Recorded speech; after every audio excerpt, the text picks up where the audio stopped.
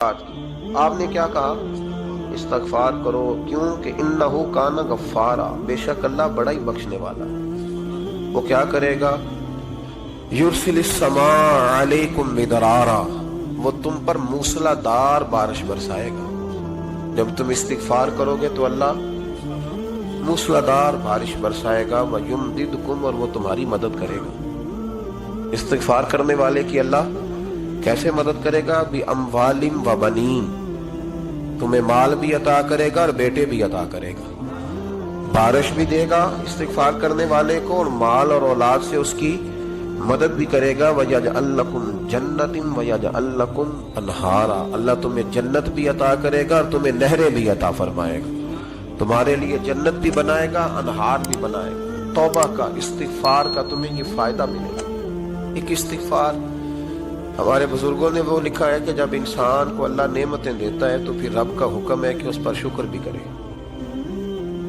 نعمتوں پر اللہ کا شکریہ نہ کرنے پر بھی استغفار کرنا چاہیے۔ اے اللہ تو نے بڑا کچھ دیا تھا پر میں شکر ادا اس پر بھی۔ ہمارا تو اب یہ حال ہے کہ جو ہمارے پاس چیزیں ہیں وہ ہم کہتے ہیں یہ تو میرا حق تھا،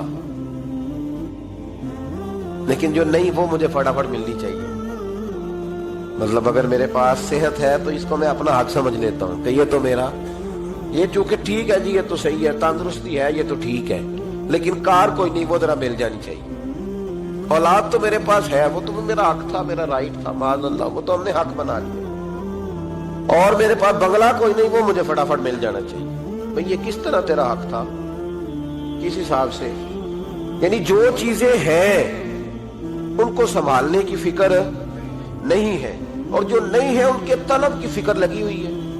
شکر نعمت کو محفوظ کر دیتا ہے، شکر نعمت کو محفوظ کر دیتا ہے، اور ناشکری نعمت کو لَئِن شَكَرْتُمْ لَأَزِيدَنَّكُمْ وَلَئِن كَفَرْتُمْ إِنَّ عَذَابِي لَشَدِيدٌ، اللہ فرماتے ہیں شکر کر، میں تیری نعمتوں میں اضافہ کر دوں، اور ناشکری کرے گا تو عذاب دوں۔ شکر نہیں نہ ہوتا، شکر نہیں ہوتا۔ دیکھیں نا، 100 روپے ابا جی نے دیا ایک بچے کو، اور اس کو کہا کہ جا دکان سے کچھ چیز لے آ، تو وہ 100 روپیہ اس نے رستے میں جاتے ہی کہیں پھاڑ دیا، جب گوا دیا تو اب وہ والد سے دوبارہ 100 مانگتا ہے، تو والد کہتا ہے کہ پہلے 100 کا تو نے کیا کیا؟ نہیں سمجھ آئی آپ کو میری بات؟ پہلے 100 کا کیا کیا؟ تو وہ کہے گا جی میرا دل کرتا تھا میں نے پھاڑ دیا۔ جوان بچہ ہے، سمجھدار ہے، 12-14 سال کا ہے، میرا دل کیا تھا میں نے پھاڑ دیا، ختم ہو گئی بات۔ تو ابا نیا 100 دے دے گا؟ سبحان اللہ، کتنے خوش ہو کے آپ کہہ رہے ہیں نہیں دے دینا اس کو، یہ کیسے ہو سکتا ہے؟ بھائی کروڑ پتی والد بھی ہو تو 100 کا نوٹ دوبارہ دیتا کیوں؟ بیٹا نہیں اس کا پیار نہیں، کیوں نہیں دے رہا؟ وہ کہتا تو نے میرے پہلے 100 کی قدر نہیں ڈالی، نیا تجھے کیسے مل جائے؟ انہیں خیال ہی نہیں کیا، تُونے جدوجہد ہی نہیں کی، تُونے۔ حضرت مولا رومی نے مثال دی ہے، جناب رومی فرماتے ہیں کہ بغیر محنت کے لوگوں کو اللہ نے نعمتیں دی ہیں تو انہوں نے شکر ہی نہیں ادا کیا۔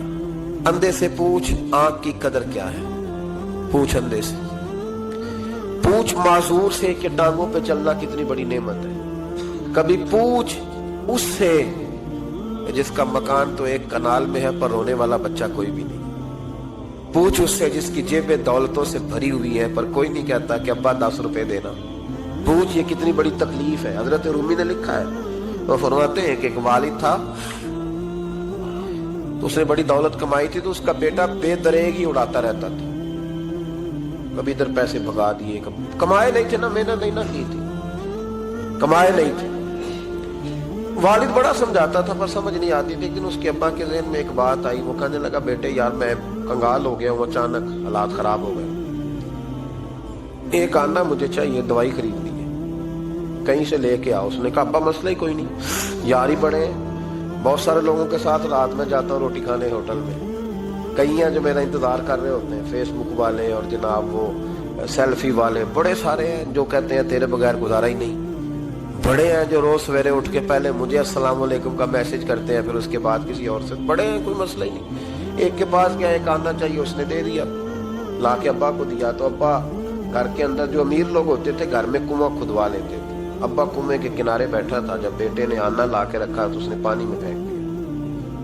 اگلی صبح پھر کہا بیٹے ایک آنے کی ضرورت ہے، دوا خریدنی ہے، اس نے کہا مل جائے گا، 2 4 5 दोस्त अभी हैं बड़े मालदार, उनसे जाके कहा, एक सियाना लाया, अब्बे ने फिर फेंक दिया, तीसरे दिन भी फेंक दिया, चौथे दिन भी। यार अब खत्म हो गए। कुछ आहिस्ता आहिस्ता दोस्तों को पता चल गया कि कंगाल हो गया है, खबर फैल जाती है ना, अब भूखा हो गया है। अब आहिस्ता आहिस्ता मोबाइल बंद होने लगे, आहिस्ता आहिस्ता जो है वो नंबर ब्लॉक होने लगा, हालात बिगड़ गए। अब जब उसे पता था कि यार तो अब दरवाजा खटखटाता हूं तो कहते हैं कि उसे कह दो मैं घर नहीं, अब्बा ने तो आना मांगना है, और मैं बेदरेग दौलत अब्बा की उड़ाता रहूं, अब ये भी नहीं कह सकता कि मुझे देता कोई नहीं। शहर से बाहर निकल गया, सारा दिन मजदूरी की, जद्दोजहद की, कभी काम किया नहीं था, हाथों पे छाले पड़ गए।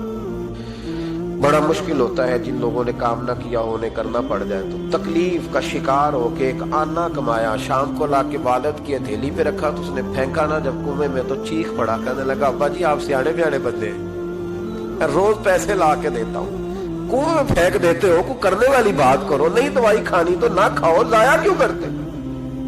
बेटे को बाप ने थपकी दे के बिठा लिया, उसने कहा बेटा मैंने पहले दिन तो नहीं फेंका, तो 7वां दिन मैं रोज फेंकता हूँ, आज तेरी चीखें क्यों निकली। कहने लगा अब्बा पहले उधार के थे, आज मजदूरी के। नहीं समझ आई बात, पहले बोलिए, और आज मेरी मेहनत है, मजदूरी है, जद्दोजहद है। तो वालिद कहने लगा बेटे यही मैं तुझे समझाना चाहता था, वो मेरे भी मेहनत के हैं जो तुझ रोज यारों को खिला आता है, तो मैंने बड़ी जद्दोजहद से जमा की है, मैं कंगाल नहीं हुआ, सिर्फ तुझे समझाना था। ओ भाई ये आंखें तेरी मेहनत की नहीं ना, इसलिए तू शुक्र नहीं अदा करता। ये वजूद, ये टांगे, ये शऊर, ये तेरी जद्दोजहद का नहीं। जो अकल की दौलत अल्लाह ने दी है ना, ये तेरी मेहनत की नहीं। अगर मेहनत की होती तो तू सजदे में पड़ा रहता, तू ख्याल करता। अल्लाह ने आंखें दी है कुरान देखने के लिए, जब कोई किसी गंदी चीज को देखता है तो नाशुक्री करता है, जब गलत तरफ उठाता है ये चीजें तो नाशुक्री करता है। साहिब को याद रखना और इस पर सुकून करना कि